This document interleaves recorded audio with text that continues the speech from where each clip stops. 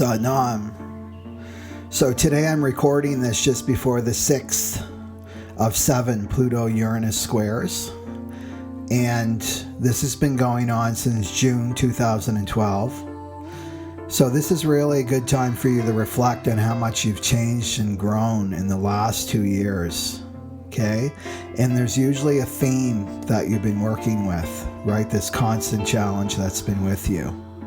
So you really want to focus on this challenge and get to the root of it, right? Pluto-Uranus is all about breaking old paradigms. And this means dissolving limiting beliefs that you have about yourself. You know, this can all happen in your childhood, right? By someone's opinion of you. Your mother or your father have an opinion of you, right? So they plant that seed, that thought in you, and then this in turn becomes a belief system. So say that as a child, you know, you got a cold, right? You got colds a lot. Children often take on things from their family anyway. So they'll express that through illness sometimes, right? So there's your parents. The opinion is, oh, Sally, she's a sickly child. She's frail, right? That's a seed that's planted as someone's opinion. That's just an opinion. It's not a fact. And then that becomes a whole belief system. It becomes a whole identity for you as an adult, right? So it's these kinds of things that need to be dissolved, these old paradigms, and to realize your greater self. So with these Pluto-Uranus squares globally, it means more social uprisings for us, more call for justice and fairness, right? This will continue. And these squares were happening in the mid-60s. So people that are familiar with the 60s, it was a great time of social uprising, right? And out of this came equality for women, for queer people, for people of color. It's not perfect, but we're a lot farther than where we were before the 60s. And also standing up to the war in Vietnam. And the environmental movement was seeded at that time too. So personally for you, beyond letting go of all these limiting belief system, is stuff's going to get stirred up in your unconscious mind. And it's surfacing for you to look at. So unconscious fears, unconscious anger, unconscious sadness. And it's impossible to hide these things from yourself any longer, right? These are the shadows that are coming up to be transmuted into the light. And you may be attracting your worst unconscious fears. So for example, if you have an unconscious fear that you're not aware of, right? Hence it's unconscious. Say it's a fear of survival. What will happen is you will attract a health crisis, or you'll attract money not coming in. So for example, you lose your job, right? It isn't necessarily about you going and finding another job, right? Spiritually, it took these circumstances to come to you in order for you to feel, right? So you stop denying your pain. You can't, right? The external is forcing you to go inside and feel your pain. And right, we're humans, and if everything's going great, you're not going to go willingly and face this pain. You're not going to go looking for it because it's very, very uncomfortable. So sometimes, you know, people need the 2x4 method of awakening. So if you're feeling really extremely challenged in your life right now, know that your soul is so powerful, it's attracting these circumstances that force you to go and look inside. That is a blessing. So ultimately, your life challenges are about getting you to surrender to your soul as your authority. Surrendering your mind and ego to your soul, to let go of control and to trust. So you must deal with the frequency of fear. Everyone on this planet has to deal with the frequency of fear because we're all connected through the field of human consciousness. And we feel our own fear, and we feel each other's fear. Doesn't matter if you're on a desert island, right, in complete solitude away from everybody, you're still going to feel another human being's fear on this planet. And you don't think people feel fear on this planet? For sure they do. There's a lot of uncertainty right now. And as a humanity, we need to change. And if you really go deep inside you, you know this. We really need to change now. So it's time for you to make fear your ally and your best friend. Fear is safe for you to feel. It's normal to feel fear right now. You know, we're so afraid just to feel our fears. So what you're doing is you're having a fear flush. Okay, a fear flush. Because more light is coming into your physical form. Right? And love and light and fear, they can't coexist together. So that fear has to go. So I want you to remember when you start to feel fear, because it's very uncomfortable, right? And our body wants to fight or flight, right? This is our animal self. We either want to take off and avoid it somehow. In the modern way is, you know, go delve into your addictions, or you want to fight it. And that's not going to work either, and try to control it and manage it. Fear in itself is not a bad thing. It's not a bad thing at all. You can use it as an ally. You can use it as your ally because it's showing you something. It's showing you that you're ready for your next step in evolution, and you need this fear flush. Okay? So remember that fear is a physical sensation. It's a physical sensation. So all you have to do when fear comes flooding in is to stop and to breathe and let it move unobstructed, and it will go away. And this is, in terms of shadow, this is the chemtrail of the shadow, is this fear. And that's when you know that you're transmuting these shadows, is when you feel this fear. Because more light is coming in, that fear has to go. So here's a good reminder of why our emotional self is pivotal to our evolution as a species. And there have been many stories, you could call them mythology, about an advanced civilization that existed thousands of years before our own. Lemuria, Atlantis. And Yogi Bhajan talked about humanity being wiped out 3 times before, only to start again through cataclysmic events. You know, a sort of reboot for humanity. Let's just start again. Humans are changing, and there's nothing to be afraid of.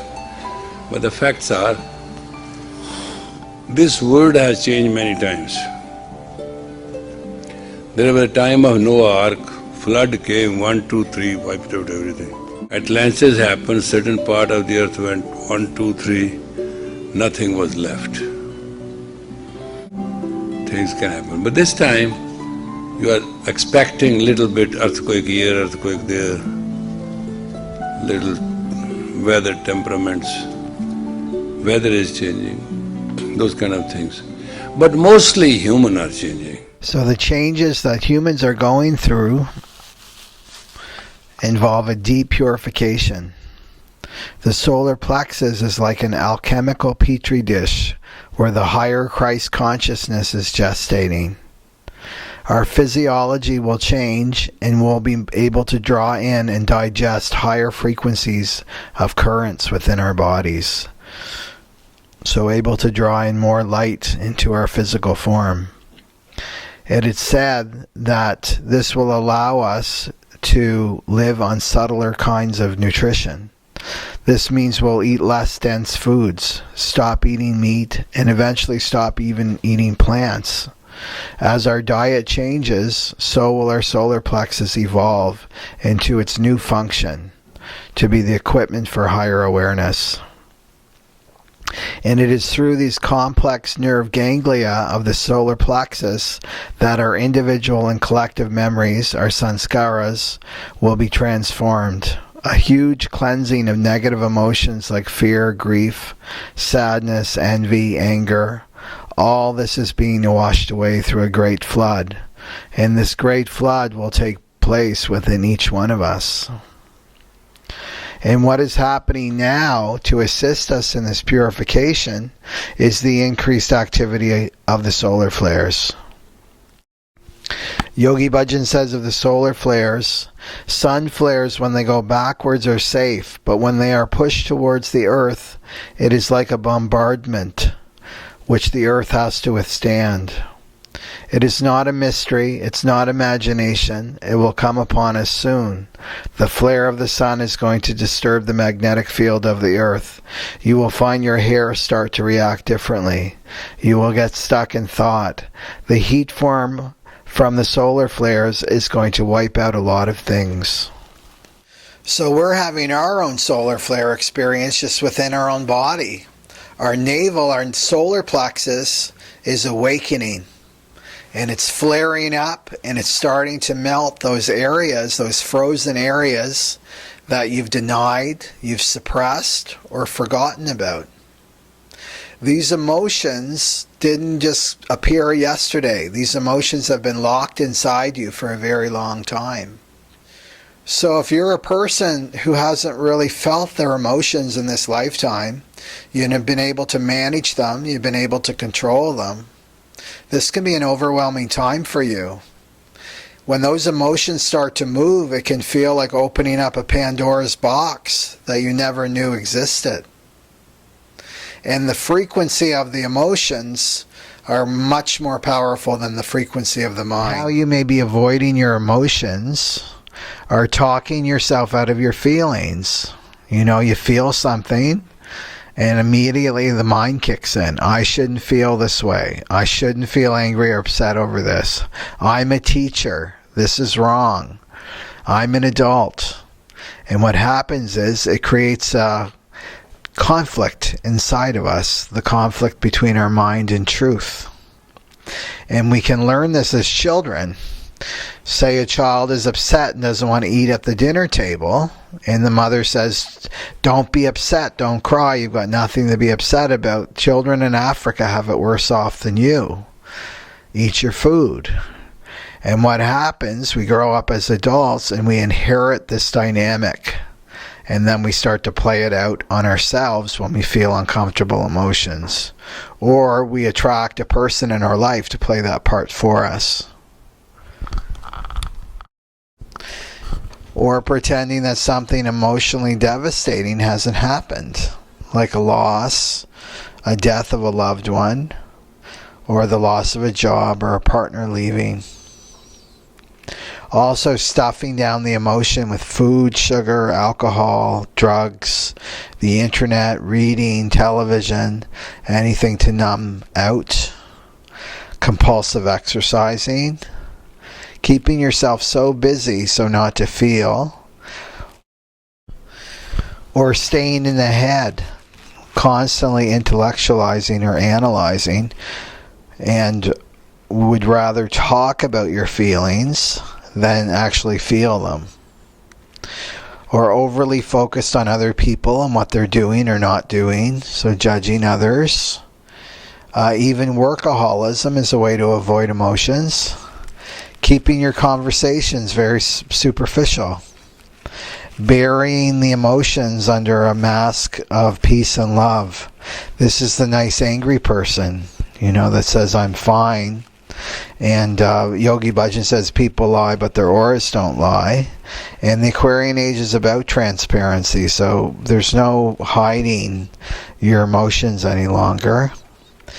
The other way to repress the emotions is shallow breathing.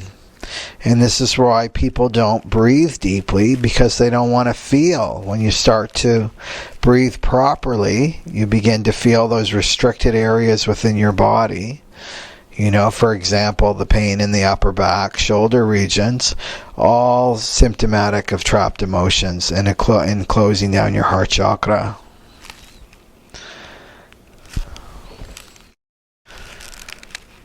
So symptoms of repressed emotions: feeling fatigue, feeling depressed without a reason, pretending something doesn't matter when inside it does, blowing up over minor things,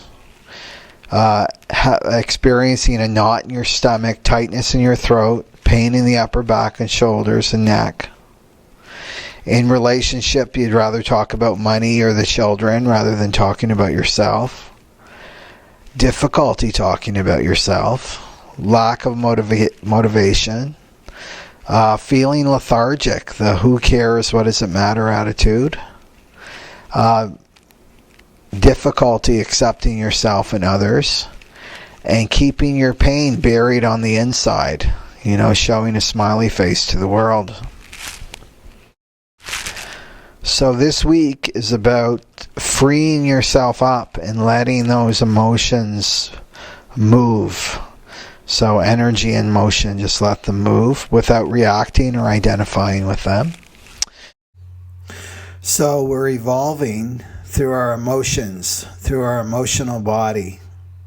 So if you recognize yourself in some of the symptoms of repressing your emotions, it's just time for you to stop. Right? It's time for you to make a space and a time in your life to be gentle with yourself and to allow yourself room to feel. And once you feel and release, you'll notice that there's a great expansion that happens within your physical form, within your internal self. And it's your soul that's moving in and taking up more and more resonance. So don't be afraid of your emotions. They're showing you that something old needs to clear out for the new to come in. Okay, so here's a meditation. I put two versions up. There's a 3-minute version and an 11-minute version of the Kundalini Yoga meditation, the Release Fear, with a guided meditation. So this meditation has really helped me to move through these times with grace, because the fear can take you. It can overwhelm you at any time with no rhyme or reason. So this is a great meditation just to have on your iPhone, so that you can do it anywhere and just kind of get yourself together. Fear just wants to leave. Okay, it doesn't want to stay. Okay, so have a great week, and please practice this meditation and send it along to your friends or even your enemies. Sat Nam.